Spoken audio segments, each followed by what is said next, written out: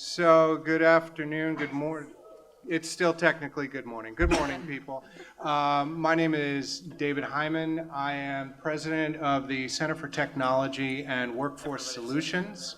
We are a new think tank here in Washington looking at how to get more people into and retained in tech and tech-enabled careers, do so with equity, and get folks prepared for the jobs of the future.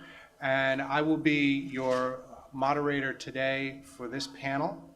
I would like to briefly but thoroughly introduce each of the panelists and then get right into our talks. And of course, there will be time at the end for some questions from all of you, which we are, I think, universally looking forward to. So, starting at the far end of the table, I'd like to introduce everybody to Tiffany Shackelford.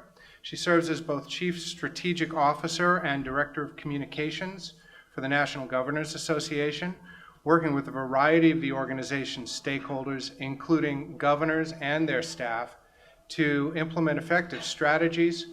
Tiffany came to the NGA after multiple senior strategic roles in communications and strategy in the nonprofit and startup sector.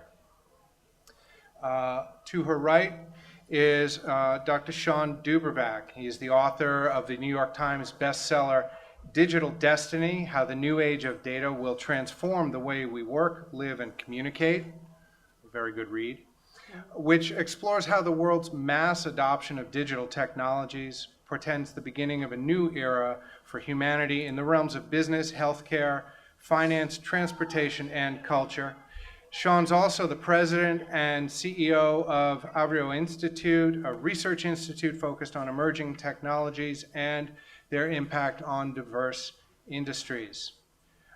Moving along, next to Shawn, we have Kenneth DeGraff. He's a senior policy advisor to the Speaker of the House, the Honorable Nancy Pelosi, focusing on energy, climate, technology, and science issues. Before joining Leader Pelosi's staff, he was legislative director to Congressman Mike Doyle, who we all heard this morning. Prior to that, he was a policy analyst at Consumer Reports. Next, we have retired U.S. Army Brigadier General Carol Eggert. She's Senior Vice President for Military and Veteran Affairs at Comcast, NBC Universal. In this role, she provides strategic leadership to the company's military, engagement in hiring, corporate social responsibility efforts, and business development. Carol's military career included many overseas deployments, and she is the recipient of numerous awards and commendations in recognition of her contributions to the military, including the Legion of Merit, Bronze Star, and Purple Heart. We're not worthy. We're not worthy.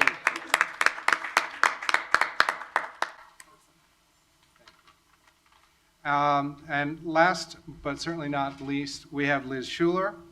Liz is the Secretary Treasurer and Chief Financial Officer of the AFL-CIO, the second top-level officer for the Federation, the first woman elected to the position, and the youngest woman to sit on the Federation's Executive Council. In addition to overseeing the Federation's operations and finances, Liz leads at the AFL-CIO on initiatives around the future of work, workforce development and training, industrial union councils, and women and young workers' economic empowerment. Thank you. That's all the time we have today. I am honored to be sitting at a table with such an incredible group of folks. I want to start our discussions today with this. Americans are concerned with how technologies like artificial intelligence and robots will affect their future. 1 in 5 Americans believe these technologies will create more jobs than they eliminate, just 20% of the people. Nearly half the people believe these innovations will eliminate more jobs than they create. So if we could, let's start with a look back. So what are the historical patterns of innovation? New technologies, their impact on legacy sectors. What does it tell us about the future of the jobs? For instance, the carriage and buggy industry, they were decimated, right, by the automobile industry. But in the end, because of the automobile industry, there were so many more jobs and opportunities and industries that were created. So I'd sort of like to start with a general look at this. And Tiffany, if you don't mind, I'm wondering, how are the governors, and certainly by extension the NGA, preparing for the technological disruption that people are very concerned about, and its impact on the workforce and, of course, their lives? So they mostly sweat and make a lot of jokes. No, that's just me. That's what I do. That's a great question, and I want everyone to know that governors in particular have this at the top of their mind. We have our winter meeting coming up in 3 weeks, and most of the sessions, in fact, are focused on innovation, workforce, and entrepreneurship. So it couldn't be more top of mind for our governors.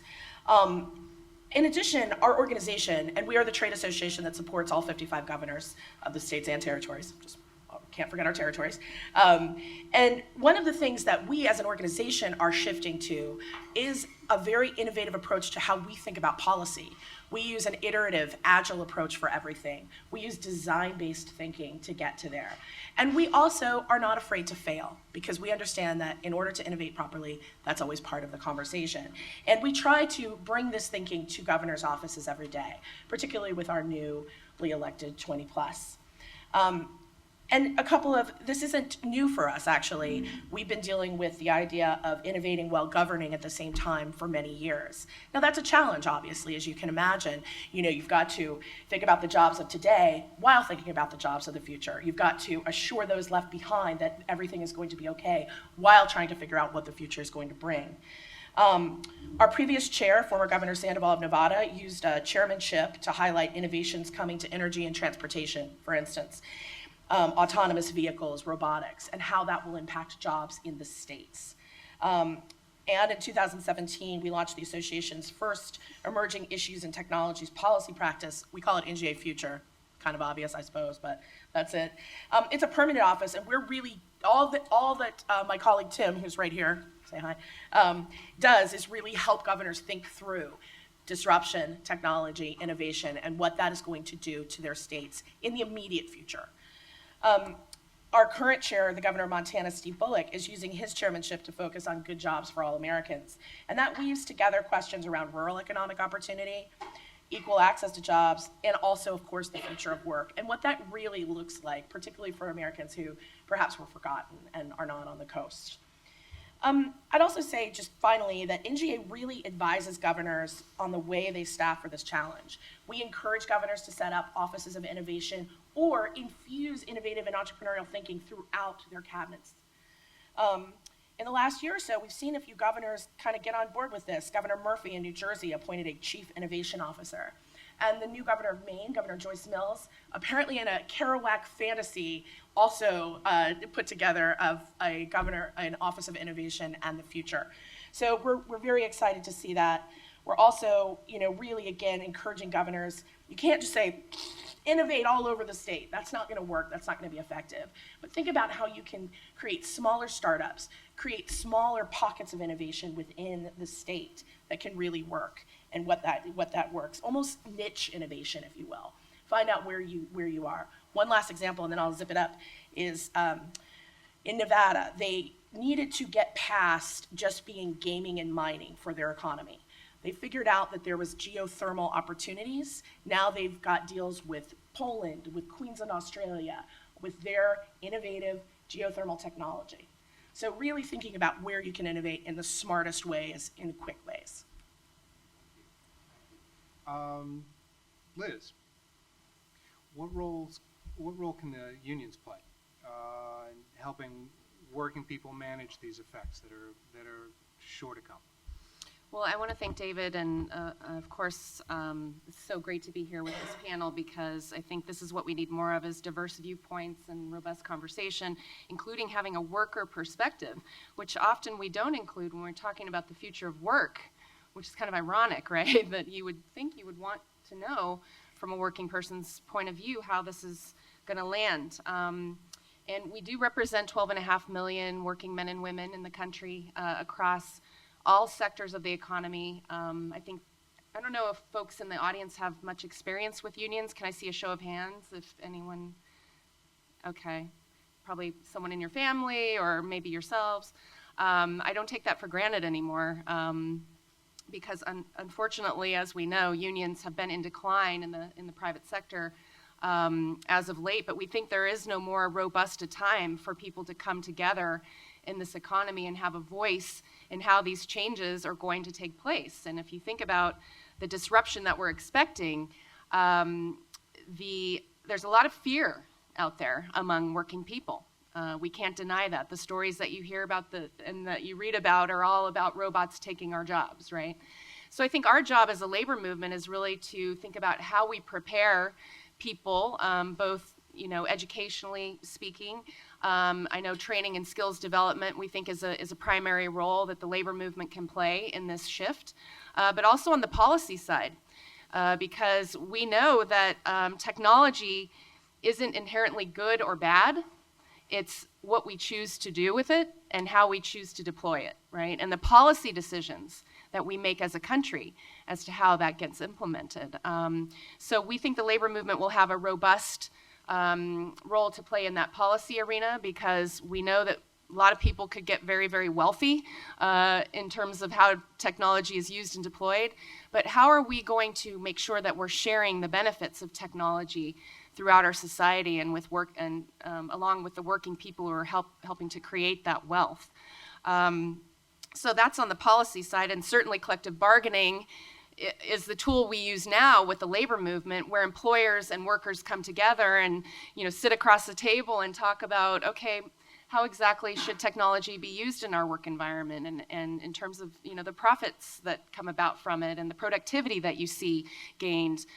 So workers actually have a voice in that process if you're in a union environment. Unfortunately, there are fewer and fewer people in that situation where they don't have unions in their workplace. So that's something to think about is in the future, what does that kind of collective voice or collective action look like so that working people can have a voice in this process. And then the second piece is, as I mentioned, talent and how talent is used and upskilled and deployed across sectors.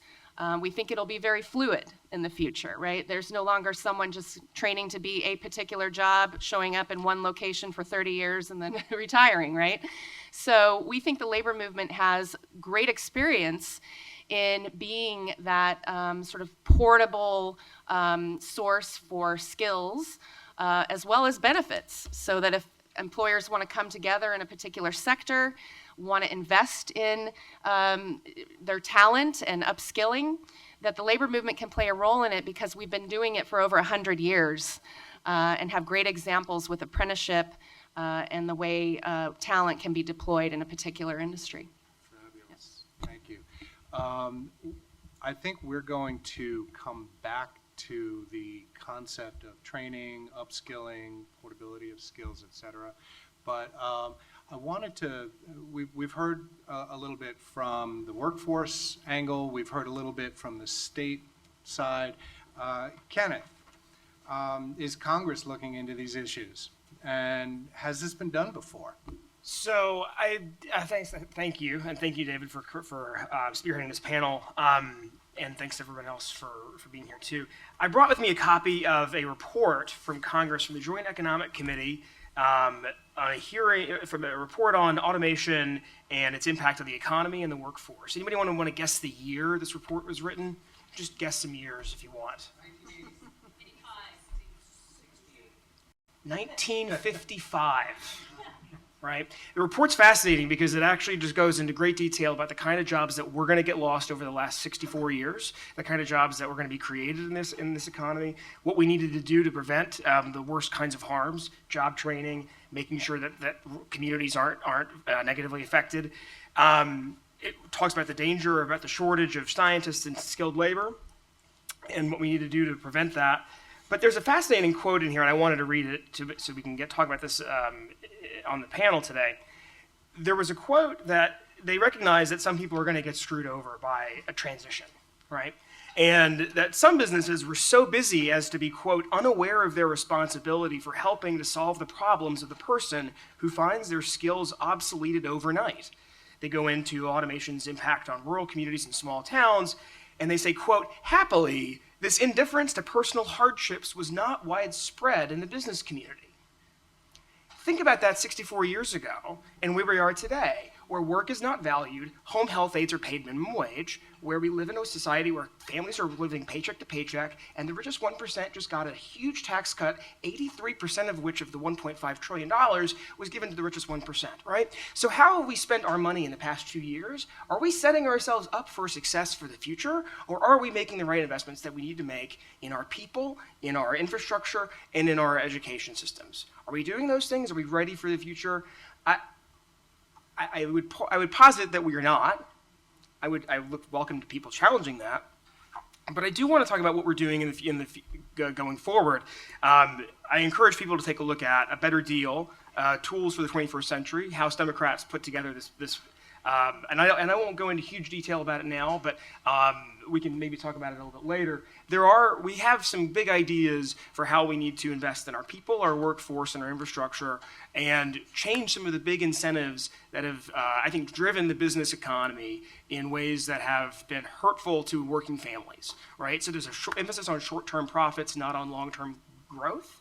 We can work on all those things, and we talk about how we're going to do that in that document. Thank you, sir. Carol, can you talk about the human piece of this? Well, I'll start with, first of all, thank you. I think it's quite unusual to have a military perspective at a State of the Net. So I'm just grateful that we thought, hey, let's bring in a military lens on some of this. And I think there's a great misunderstanding, a knowledge gap between what the military does in this arena and what the private sector does.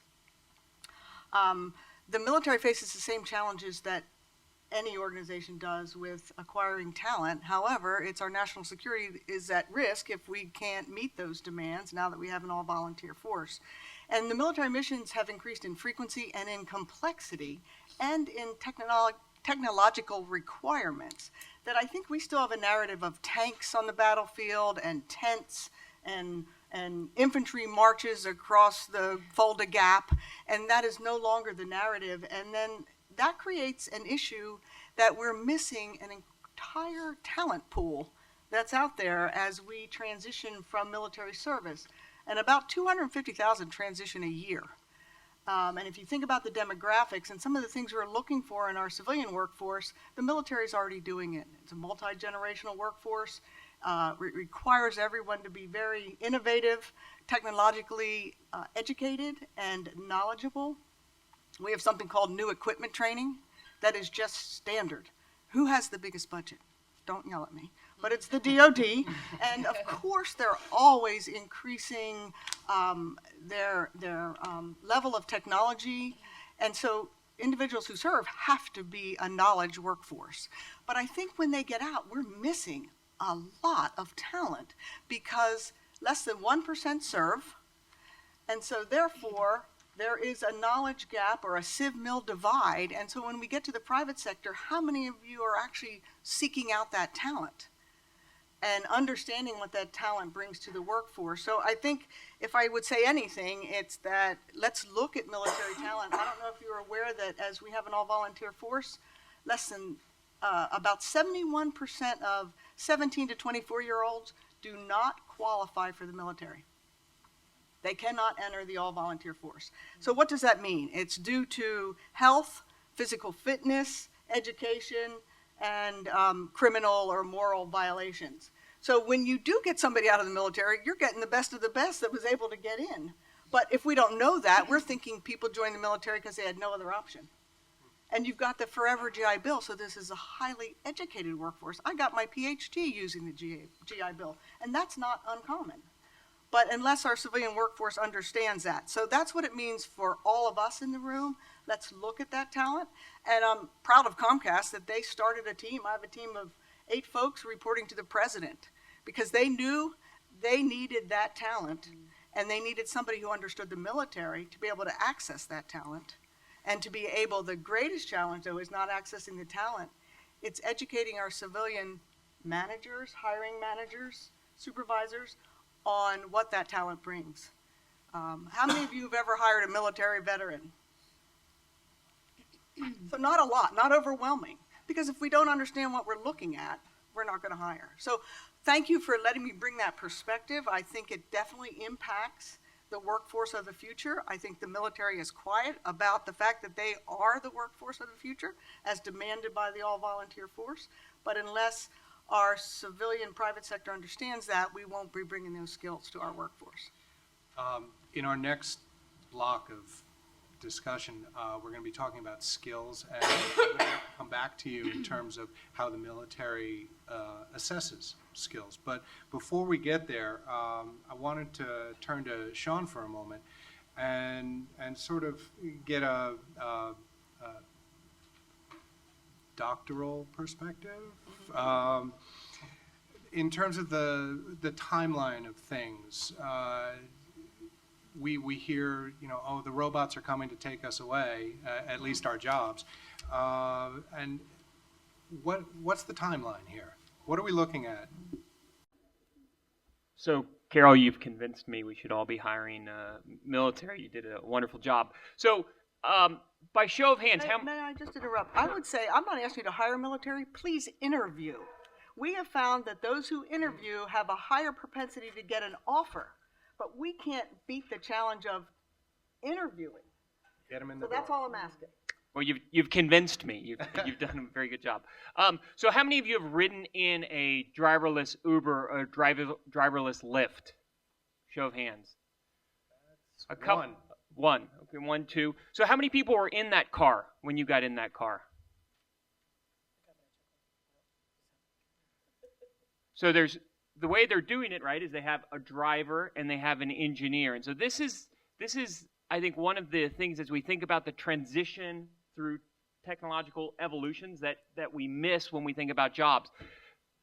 Those technologies, as they deploy, actually will create the sense that there are more jobs in that space before the vacuum comes. So you'll see an increase in driver jobs as a result of us testing self-driving vehicles in these markets before you see the vacuum of those driverless jobs that come about. So technology moves very, very slowly until suddenly it doesn't. And that's the part that we don't do a very good job of preparing for. We see it on the horizon, but I would argue as a country we do a very good job at responding to things when they're tomorrow, but not necessarily responding to things when they're decades away. And that's what some of these technological shifts are going to bring is decade-long changes. When you look at something like 5G, it's about a decade deployment that's going to not just change the way you use cellular technology today, but entirely new services that will be born out in 10 years' time.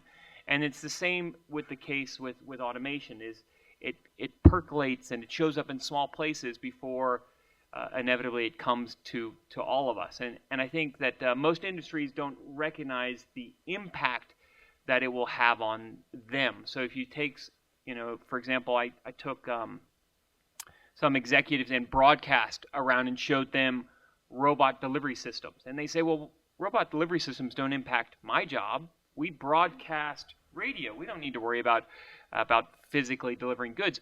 But what robot delivery systems do, what automating that particular piece of the supply chain does is takes people out of their vehicles. No longer are there delivery trucks coming to your doors, so there's no drivers in the driver's seats. No longer are you going to the malls to pick things up or to shop. And so as a result, then it has an impact on these adjacent industries that they weren't ready for. So these technologies, I think sometimes we think about them too narrowly. That would be the second point that I would make. When you think about self-driving cars, for example, we're so focused on drivers, but it will have much bigger impact on other areas than just drivers. Yes, we have some 3 million drivers, professional drivers in the country, but it's also going to impact disc jockeys. It's going to impact radio executives. It's going to impact all of these other industries that we need to think about. And so we do a very good job at seeing the first order effects. We do a very poor job at thinking through the second order effects, and that's what we need to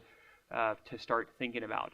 And then the third point I'll make quickly, just with a story from history. This is what technological evolution looks like in our country. In the late 1800s, there was about 90,000 people who were ice harvesters in the country. So these were people who would wait for the Hudson River to freeze over, and then they would go out and they would cut big blocks of ice out of the river.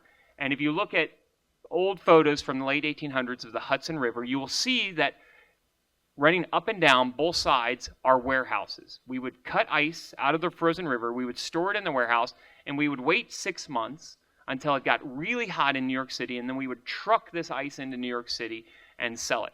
So about 90,000 people are doing this job. About 25,000 horses are involved in ice harvesting at the time. And then we learned to refrigerate ice, to freeze ice, and we realized we don't have to then store it. We can then produce it at a central location.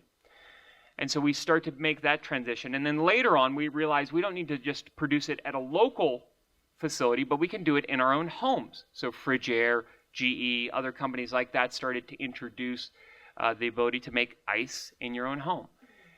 Now, if you think about that transition from ice harvesters to producing it in a central location to the GEs and Frigidaires of the world, none of those companies and none of those people in that transition are the same. It wasn't GE and Frigidaire who were ice harvesting the Hudson River in the late 1800s and then made the transition to what was next and then made it again to bringing it into your home. But it was somebody new who showed up. So that's part of this transition that we need to think about, is that those individuals are not only learning new skills, but they're also often shifting to new corporate structures, to new companies, to new industries. So it isn't the companies that already exist and own that space that are then innovating. Typically, it's somebody new who's coming into that space. And so that's a big piece of that transition as well.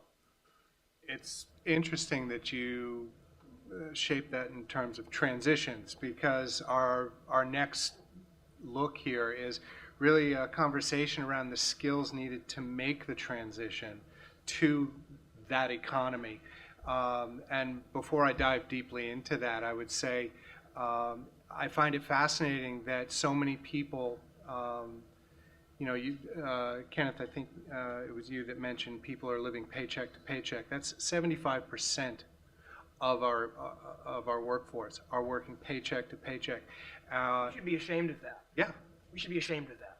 Yeah. And what that means, and I know from personal experience, you don't have time in your day to think about your career necessarily, or what am I going to transition to? You're really focused on, I've got to get food on the table.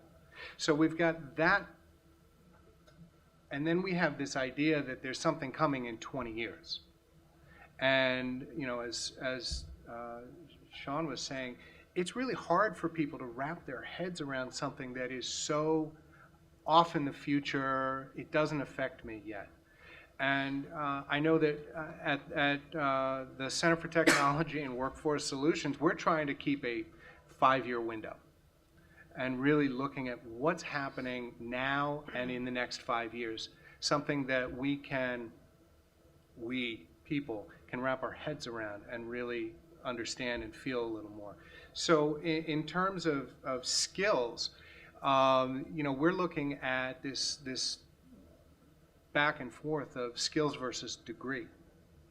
And how do you measure skills? How do you know if somebody is qualified for job X, Y, or Z? So I'm really focused on that right now with our work. And Carol, I said I would come back to you to start this. In terms of assessing skills and understanding, I need to get this person into a job. How do I do that? How does the military attack this issue? So the military has it easy. People enlist in the military and then they are trained with the skills that are needed. So they are looking for attributes, not specific skills. So the attributes to be open to change, open to knowledge. So I think of it as a knowledge economy, not necessarily a skills economy. So those people who are willing to learn the new technology, because we can never predict what it will be. So that's much easier than the private sector, because even out of the academies and out of our commissioning sources, we're not training brain surgeons. They're already trained and come in. So we are training the skills that are needed. I think the challenge is when our veterans transition, what skills do they bring? And when you're looking at hard skills, they'll be very specific. Those who have worked in communications, and by communications I mean networking, running, setting up battle command systems, or public affairs, or MPs, military police. Those are specific skills. But what we also need to look at is what are the attributes they bring. And then the attributes allows the private sector to train individuals to the skills that they need. And I think it's critical to understand that they're coming out with those skills to adapt, to be innovative. I'll give you an example on the battlefield. On the battlefield, you have to go in and clear buildings. Well, it's very difficult to find out what buildings are already being, already have explosive devices wired. So soldiers came up with this idea of silly string. And by spraying silly string across a building, they were able to see where the trip wires were. And therefore, they can step over the tripwires and not set off an explosive device. But they figured that out on the spot. And it's often that innovation comes from a critical need of life limb. And I think that stays with you. So I think they're coming out with the knowledge and I hate the term soft skills, but the attributes. I like to say attributes, so that they can train for the new economy and the new workforce. We're actually looking at the concept of soft skills. How many people here think they know what soft skills are? I guarantee you that if you turned to your neighbor and had a conversation, there would be pieces of difference. And I think it's important that despite the name soft skills, which I know a lot of people are trying to rebrand, just defining what that package is, I think, is vital to making sure people have those skills and teaching them, assessing them, et cetera. And you can, and the military has done that, although I would say, I will talk to you about that rebranding of the term, because soft skills does not get budget. So we need to change it. If you got to pick between technical skills or soft skills, which one are you going to put your money behind? But which one is, they're both essential. Let's not lessen their importance. Liz, you had mentioned earlier training and skills development. What is the union perspective on training and assessing and upskilling? How should we be going forward? A lot to unpack there, and I think the conversation is very live right now, right? That everyone and their brother, sister, dog is talking about skills, and because I think we're all so insecure about what the future is going to look like, that it's something very tangible that we can say, oh, okay, great, we can just invest in training, which we all agree on is essential. And the labor movement has had a past history of doing this very successfully in cooperation with employers throughout industries over time. And really the key to that success is having a partnership, right? And and joint control, we like to say, because what we've done is been able to invest on behalf of the workers, and then the employers invest a little bit, come together, of course, with the umbrella of government and educators and the foundation that you need to develop those programs. But the idea is that the working person has a voice in how that training gets developed. And I think you used great examples of how, the silly string is a great example of working people on the front lines know exactly how the shop floor operates, right? And so if you're developing training programs, it's absolutely essential to have a working person's perspective, as well as the idea that we're going to be investing for the long term here. Part of our problem is we're so short-term driven. And companies are looking at their bottom line. They don't want to, of course, training costs are the things they like to cut first. But if we're going to make it and see a successful transition, we have to have steady investment. And that's what we've seen in our labor management partnerships over the course of time, is the employer knows that in order to have an industry or a workforce of the future and be able to sustain even a profit margin in the future for themselves, that they must invest. Looking beyond just 1 to 5 years to 10 years, and beyond. But the burden now is being placed on the individual because of the lack of long-term thinking. The employers offloaded the responsibility for training people to the government. The government doesn't necessarily have the adequate investment, right? We have WIOA, but We're going to ask the government folks about right. that just now. So now it's the individual taking on that responsibility. And we know the levels of debt, that if you go to college these days, on average, people are graduating with $30,000 in debt. And then no prospect of getting a good paying, decent job to help pay off that debt and be able to provide for your family. So in the model that I'm speaking of, in terms of the labor management partnerships that we've seen in industry after industry, and it's not just construction. People like to think of unions as construction. We're talking healthcare. We're talking the hospitality industry. We're talking about all workers now are tech workers, right? And so we are able to fund an earn while you learn kind of model. It incorporates a lot of work-based learning so that it's classroom instruction along with on-the-job experience. And that then is trained to an industry specification that's recognized across employer, so that workers themselves have portability with skills, that they can actually not be just working at a single company, but then be able to move throughout the economy, and that assists with obviously upward mobility and opportunity for working people.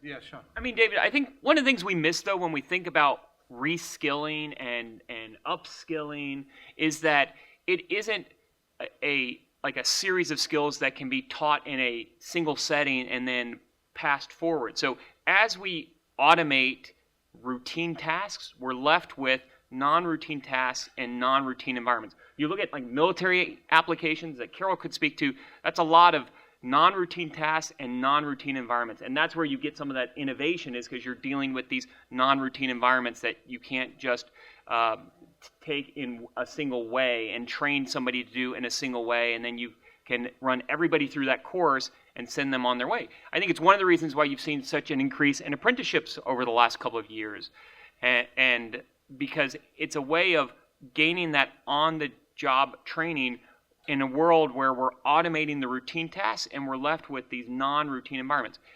Every big corporation has already been dealing with this. The bigger the corporation, the more specialized the skill set. I would argue moving forward, as we start to automate more routine tasks, you're going to be left with an economy full of specializations. And you already see it in healthcare, and you see it in some of these other sectors. And so we need to, when we think about training, we need to think about training for these specialized tasks. When I talk to tradesmen, whether it's pipe fitters or bricklayers or others, we're already automating some of the routine tasks. There are great robots that lay really good brick walls if you want nice straight brick walls. They don't today yet handle corners very well. They don't handle special applications very well. And so the future, when I talk to bricklayers or to pipe fitters or to tradesmen, is that they're going to be doing more specialized skills. And if it's going to come to them, it's going to come to everyone else. I think most in this room probably already see that. And so that's what we need to think about when we're thinking about this idea of upskilling, is that it's very specialized skills, even though we talk about it in very general terms. I want to be sure we have time for questions from everybody, but before we get there, I want to hear what the governors and the feds have to say in terms of training and portability and the policies around that. Tiffany, why don't you start? What we're seeing a lot of is governors really advocating for this concept of lifelong learning. To Shawn's point, not just a kind of a one and done upskill today, what are we going to do tomorrow, but really having citizens rethink their approach to learning. And it's not always a 4-year degree, it's not always associate's degree, it's not always these traditional kinds of routes that we've done. Instead, it is, how do you approach the skills that you need, and are you as a citizen, as a worker, given the opportunities and the need, and also just thinking that way, thinking about learning as a lifelong opportunity, thinking about skills as something that you're always trying to move forward. Governors are also looking at it in, I think, a holistic way, in that, they're thinking about, how can they work with the private sector to put in opportunities for skills and learning. I'll give you an example from Indiana. There was a company who made a greenfield investment. It was a plant. Unfortunately, they came and found out that they didn't have the skills locally for that advanced manufacturing plant. So they worked with Ivy Tech, which is an Indiana-based vocational and associates school, to actually put together a program for that. But so now they're invested in the community, they're invested in the workers, and they're also getting that training that they need. So we're looking for programs that really can, help on a lot of different ways. So, Kenneth, what's going on Capitol Hill for us?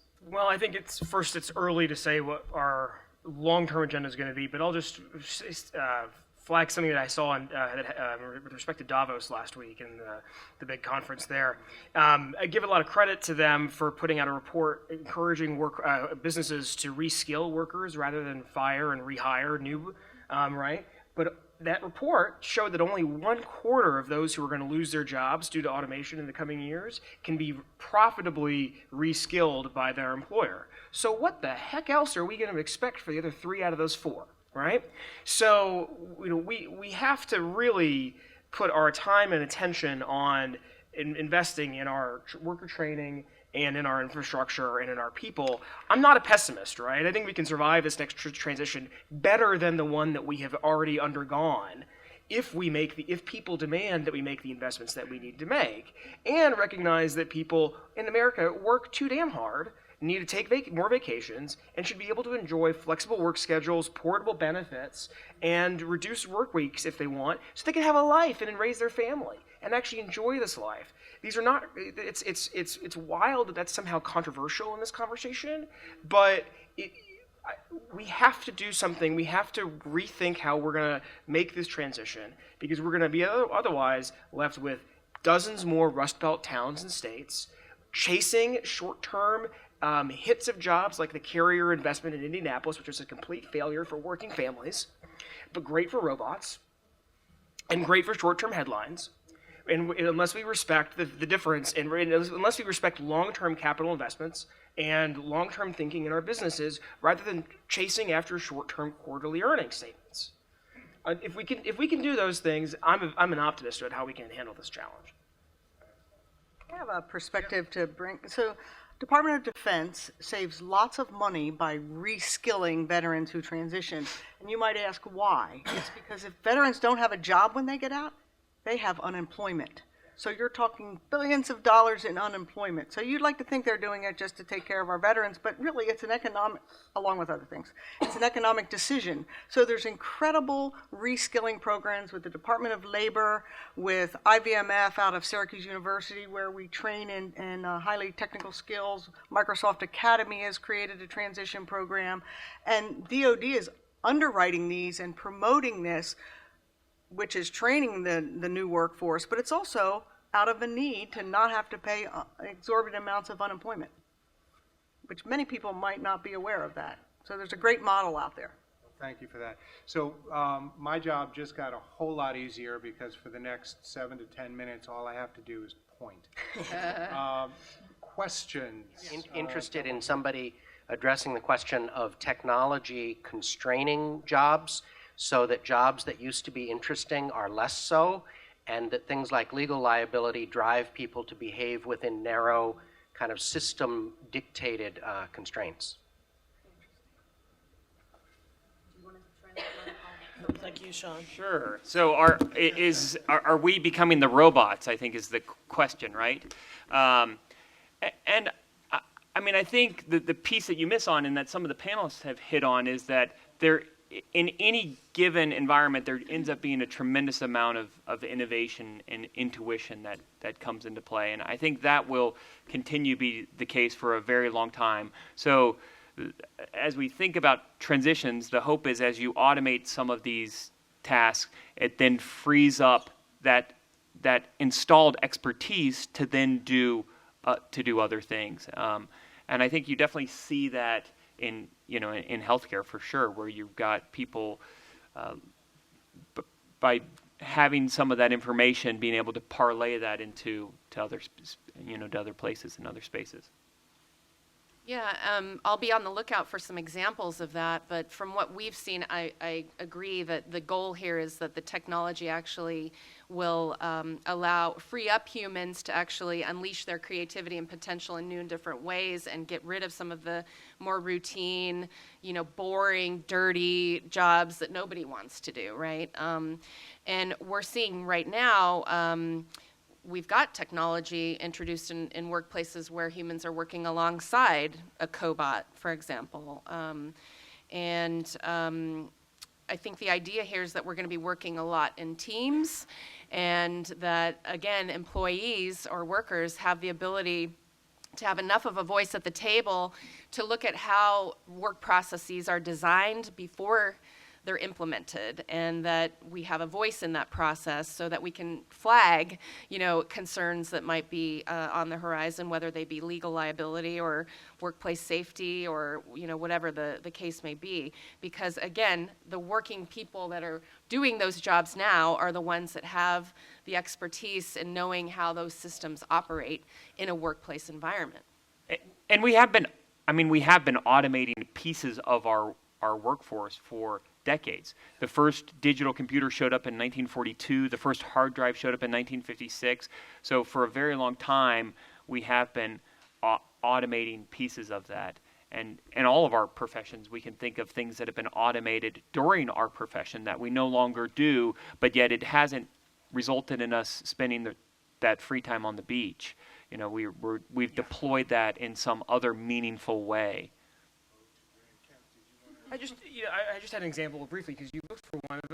Think about automobile claims when you have a car accident, right? It used to be they'd send an adjuster out to your body shop and take pictures. Now you download the app, you send the pictures themselves, and so the adjusters are sitting in a conference room or in an office park somewhere, right? I know that because we had a person testify to us who had started his career as a National Weather Service weather reader until Reagan outsourced that to a computer. Talked about his jobs in copier sales, bank teller. He listed 10 different careers that had been impacted by automation. Every single time he had gotten in a job for more than 5 or 6 years, he'd find himself removed, redundant, outsourced, whatever. And what are we doing for that family, right?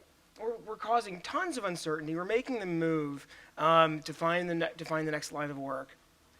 It's just that's what we're finding in this economy. And our policymakers, I think, are behind the curve. That's right. right. That's exactly right. We're already seeing in the healthcare space, you can do sort of e-healthcare visits, right, where you take care of a little spot on your hand and you can set it to your doctor and get a diagnosis and a treatment plan. And to me, that is, we want those kinds of conveniences, right? We want those kinds of innovations, but at the same time, what are the policy underpinnings of making sure that privacy isn't violated and liability concerns are addressed? Yeah, I mean, and if you look, it's about the second order effects being much bigger than the first order effects. So the second order effects are the big societal cultural shifts that take place. It isn't that we just automate that piece. dishwashers, washing machines, dryers, that automated some activities we were doing in the home, and it freed up entire groups of populations to go find jobs outside of home production. And so there were massive societal shifts as a result and cultural shifts as a result. And so those are some of the bigger things that are coming that I don't think we're thinking about at all. Also, something that troubles me is there's two different things that we need to be doing simultaneously in terms of workforce training and skills. There's all of the folks that are in the system now that need to learn these skills, that need to know how to upskill, etc. But there's also the educational system that is bringing up future generations, and we need to change, I think, the way that provides skills, and in particular, the ability to continue to learn. And if we don't do that, then we will always be doing this remedial work, and I think that's important. I saw a question here. Yes, sir? The microphone. There you go. My name's Rob Smith, and I come at this a little differently. I'm with a new association. I'm forming the Youth Sports Collaborative Network. And just briefly, it's those nonprofits that are providing youth development through sports to underserved kids. And so to get to your end point, they spend a lot of time in trying to help these kids not only get more fit to the problem that you were talking about, Dr. Eggert, but also the issue of getting through high school, maybe going to college. But I'm wondering whether they need to think a little differently in terms of how do they prepare these kids for this new world? What should they be advising them? Because a lot of them do employment and career training. So if we could have maybe focus on the youth aspect and how they're going to get, particularly with a group that are already behind the curve given the economic situation they have from their families. We have about a One minute sentence. to respond. One sentence. We have to treat education as a lifetime experience, not something that ends at K through 12 or after a 4-year degree or at any stopping point. Lifetime. One thing at Comcast, we are working on our digital access, digital literacy. So Internet Essentials brings low-cost internet to low-income families, and we've just expanded it to low-income veterans because we understand in your type of situation, it's so multifaceted, and you must include digital literacy and digital access to just about anything you do. And I think we also should make sure we all talk about diversity and inclusion, because all of these things we're doing, we're not going to get there without a real diversity and inclusion program, not just to meet the numbers, but to recognize that that brings a workforce that we all need. And so we're committed to diversity and inclusion, not because it looks good on the year-end report, it's because we have found that it really improves our workforce. And multiple pathways to good careers. We need to make sure that everyone, of course, wants to go to college, but not everyone is going to college, and that we have partnerships at the community level with businesses, with unions, if possible, community organizations, to make sure that we know that pathways to good jobs aren't always just a 4-year degree, and to shift people's mindsets into thinking that it's highly sophisticated going into manufacturing. For example, in Chicago, at Aviation High School, they are teaching kids these incredible skills, to open the doorway so they see exactly, what the education's going to lead to, right? The reason you want to finish this program is you're going to have a really good job at the end of this that pays a family-sustaining wage. So clearly there's about 12 other issues that have landed on this table that sadly we're not going to be able to address. We are out of time. I want to thank all of the panelists here for coming and sharing your views and making us think more than we already do. I want to thank Tim Lorden and State of the Net.